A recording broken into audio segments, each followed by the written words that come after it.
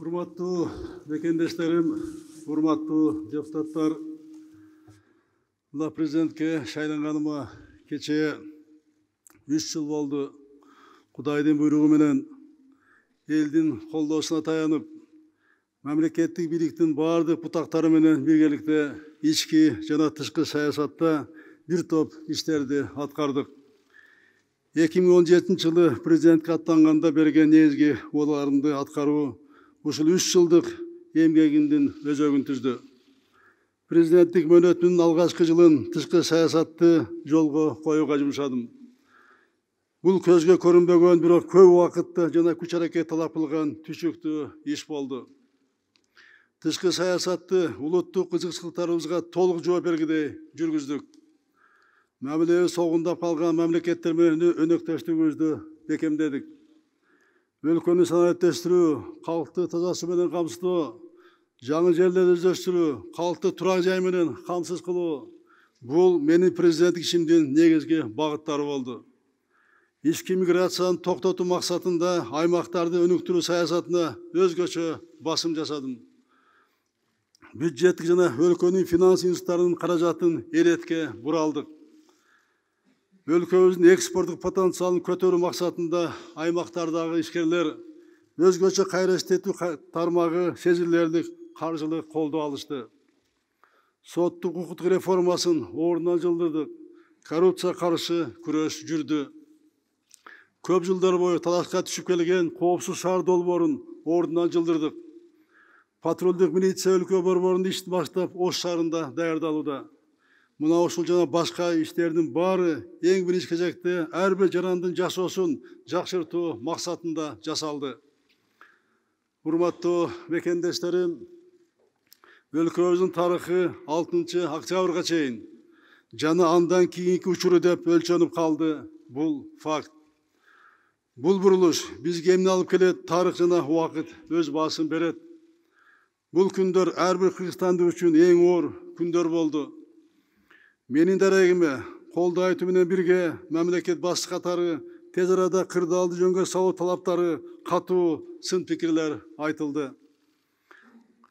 Кыйчалыш учурда эмнелер жасалган азыр кайрадан айтып отурбайын. Болгон күч аракетимди өлкөнүн укук талаасына кайтарууга жумшадым. Мамлекетибиздеги журт тааныган ишмерлер жана өнөктөштөрүбүз менен сүйлөшүүлөрдү жүргүздүм. Жүздөгөн мекендештерим тынчтануусун билдирип, кеңештерин айтышты. Баарыбыз үчүн өлкөдөн өткөн дөөлөт жок экендиги дагы бир рет ынандым.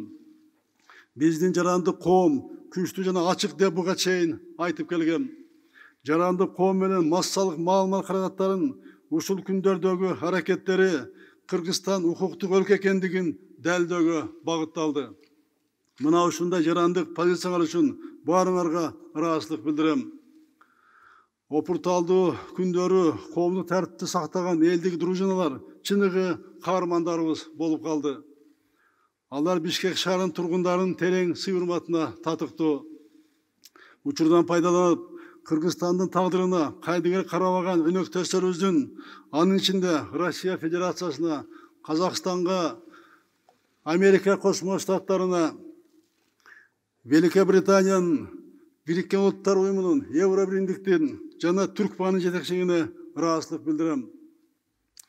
Урматтуу мекендештерим, мамлекет башына эң кыйын учур келгенде жоопкерчиликти таштап кетип калууга акысы жок деген элдин үнүн угуп, бул күндөрү болгон аракетимди жумшадым. Мен үчүн өлкөбүздүн бүтүндүгү, элибиздин биримдиги, коомубуздун ынтымагы бардык кызмат ордунан бийик. Мен үчүн ар бир жараныбыздын ден соолугу, ар бир мекендештин өмүрү баарынан кымбат. Өлкөбүздө тынчтыкты сактап калуу, элди бөлүп жарбоо максатында президенттик кызматтан кетүү чечимин кабыл алдым. Албетте, бул чечим коомчулук тарабынан ар кандай кабыл алынууда. Бул туура чечим же жокпу, тарых жана убакыт таразалайт. Кудай алдында, кадырлуу журтум алдында менин жүзүм жарык. Ушул кызматка жеткенге чейинки топтогон тажрыйбамды мындан ары да elim üçün koldan kelişince jumşayım. Albatta, bitpey kalgan işler kaldı. Buga için açpay koyboyt. Atkalaучудагы милдеттер көп эле.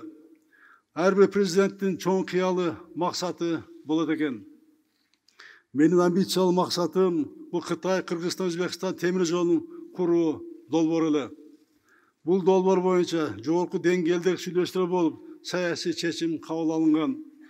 Ушуга тиешелүү өлкө башчылары менен сүйлөшүп, бул ишти баштаганбыз. Эксперттер ишке киришип, маселе ордуна жылган. Bilesizler, bu dolbor Kırgızstan üçün, bizdin keleceği üçün ava menen suuday gerek. Birlikte keletken azamatlarga uşul iştilanı tuamatını kaldırıp, ketip jatam, Kudaydın koldosu menen uşul dolborun işke aşuusun tileyim, iyigilik kaalayım. Hurmattуу mekendeslerim, iş bolgan jerde kemçilik boldu. Al üçün kadırman elim sizlerden ben geçirim surayım. Her bir mekendeşime den soğuk jana bakıt taалай tileyim. Her bir uyda жақсылықтар көп bolsun. 3 yıldık işimde mağa şenim körsetip kelgen mekendeşlerime çok işteşken bardık bilik butaklarına, memleketlik jada жергиликтүү organlarga, özümdün aparatıma, jarandık koğumga, jana media tarmağına tereң ыраазылыгымды bildirem. Eki tizgin bir çılgıbızı kolga alıp jatkan жаңы биликтин işine iyilikleri kaalayım. Sadым Догозович, özgöçe sizge Kudayım күч кубат bersin, iyilikleri olsun. Barыбыздын taqdırыбыз teң жалгыз Kudayдын kolunda. Merimdүү, ырайымдуу жараткан Kudayım özü elibizdi koldop, elimizde amançılık, jerimizde tınçılık bolsun. Aman bolуңуздар, hurmattуу mekendештерим. Kudayım oldaşın, bardığıştır. Kudayım oldaşın.